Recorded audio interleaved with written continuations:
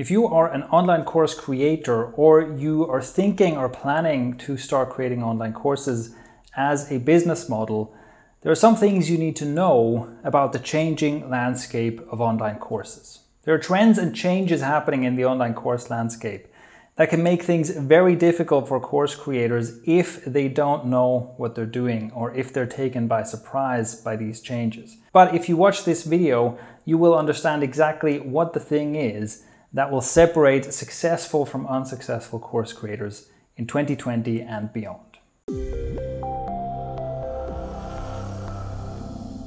Hello, I'm Shane Malach from Thrive Themes, and in this video I'll go through the 6 most important things you need to know about how online course businesses will change in 2020 and in years to come. So let's get started right away. The first thing you need to know about online course business is that it is definitely still a growth market. There is a ton of growth here. So here's an example from Google Trends data. 2 of the winners of recent years in terms of online course platforms have been Skillshare and Masterclass. And as you can see, they've experienced spectacular growth. And I'm sure you've also seen that, for example, on YouTube, it seems like Skillshare is sponsoring pretty much every YouTube channel that you can find these days. A lot of money is flowing into online courses and online course businesses as well. So for example, Masterclass just got another round of funding and they raised about $80 million. And this is like their 4th round of funding. So a lot of investors are putting their money into this. Coursera, an online course platform, is estimated to make more than 100 million in annual revenue. And another mainstay in online courses, Udacity, has been valued at over $1 billion. So what all this means is that there is a lot of activity and there's a lot of growth in online courses in general. And that can be good news for online course creators. This could be a case of the rising tide lifting all boats. But there's also a wrinkle to this that we'll get to in a moment. Number 2, paying for online courses is being normalized. This is probably the biggest advantage that you have as a course creator, no matter what niche your courses are in, no matter whether you make expensive courses or cheap courses, sell them yourself, sell them on a platform, whatever it is. One of the greatest advantages you can benefit from is the normalization of paying for online education.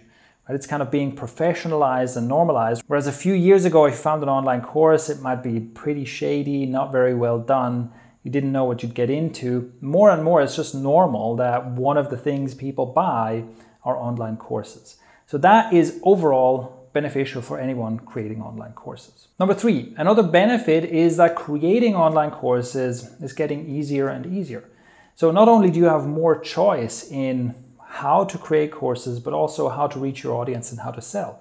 So you can create courses on platforms like Udemy or Skillshare, or you can use various tools such as our own Thrive Apprentice to build your own course the way you want, price it the way you want, sell it the way you want, and so on. So the options are really plentiful and it's easier than ever to make a really well done, professionally presented online course. Not too long ago, you had to jump through countless technical hurdles to make sure that you can get paid, to make sure that you can have something like video content that isn't just easily downloaded and shared, and all these kinds of technical issues. All of that is now pretty easy to take care of. So far, so good. Unfortunately, now we have to come to the downsides. And the first downsides are competition and price pressure. So because everything is easier, because there's so much more choice, there's just far more competition. There are far more people creating online courses. And as a course creator, you're much more likely to be in a crowded market. Even worse for course creators is that all this competition, one of the things it does is it creates price pressure. And probably the best place to see that in action is Udemy. Udemy is a course platform that's been around for a long time, and basically any kind of course on any topic you can imagine, you'll find something on Udemy. In fact, for any given topic, you'll probably find dozens, if not hundreds of courses available. And many of them cost $10 or less. And that's because in this crowded marketplace, one of the things course creators have started doing to try and compete is just to make the cheapest course around. This may be good news for someone who wants to buy a course because sure, you can get a cheap course, that's nice, can save some money, but it's not good news for course creators. Especially if you consider that, you put together a course, you put it out there, and you get $9 for it, which after fees and whatever Udemy's cut is, might be $5 or something like that. Even if you sell thousands of courses, you still can't make a living. So that's not a good situation. Which brings us to our next point, which is another downside. Internet businesses tend to run towards monopolies, which is that over time, there tends to be few large market players that just suck up all the competitors and kind of suck up all the market share for themselves. See Google, Amazon, Facebook. This is happening with online courses as well. And the good example of that is Skillshare. There we have another example of something like price pressure, because the idea with Skillshare is you just pay a single relatively low subscription fee and you get access to all of their courses. Which again, for the consumer that might be attractive, but for course creators, that is not great, because what a business like Skillshare is trying to do is trying to capture basically everyone who's in the market for paying for courses and get them to pay Skillshare instead of getting them to pay individual course creators. So as a course creator, this creates a big problem where whatever course you want to create, chances are that in the future, your potential customer already has a Skillshare or similar subscription and will be weighing your course at whatever price you sell it at against what they could get for free or at no extra cost within their Skillshare subscription.